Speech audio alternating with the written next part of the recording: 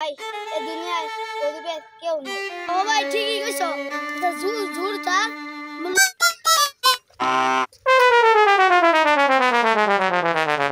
হপ্পেড়া তোরা কই আনলে বেড়া? ঢাকা শহর কত সুন্দর, কিছুই নাই, থাকবার মন চাইতেছে না আমার এক মিনিট। সব দোস্ত ঠিকই কইছো, গ্রামের মানুষ থাকে নাকি? আরে দোস্ত তোমার তো আসল জায়গা নিতেই পারি। উচ্চ আয়োজন করছি, দেখদিন তো কষ্ট থাকতে হবে। আচ্ছা দোস্ত, তুমি যখন বলছো কয়েকদিন থাকতেই পারি। এই চল।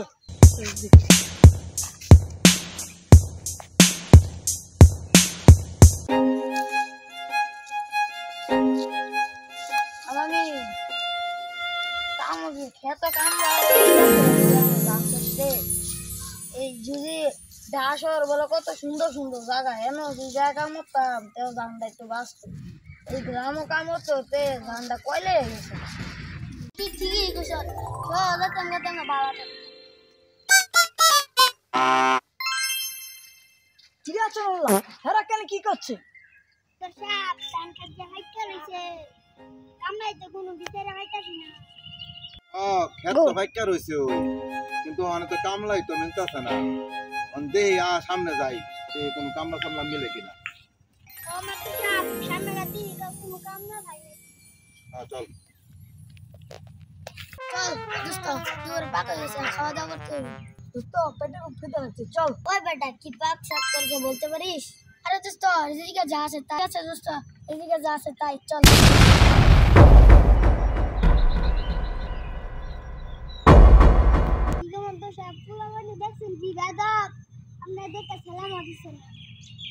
ঠিকই তো, এরা করতে আইছে বেদক ফলা কোনে যাইছে করতে।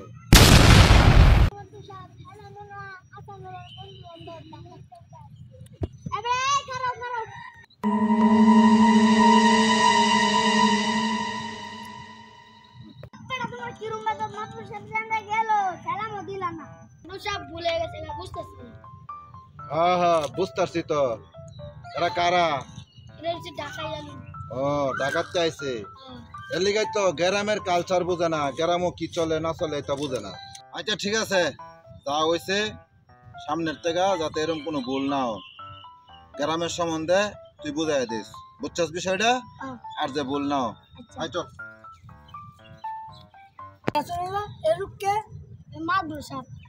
ও এলাকার মাদুর সাপ, এলাকার মানে কোন ব্যক্তি মাদুর। চল খাইতে যাই। ভাই কাছে বেলা দেখতে খেত বাচ্চা হাসি আইতে খেতাছে, হিকে দাও বাসু লাগবো, আমি লই বাসাম। ভাই চলেন হিকেটা বাসু লাগবো।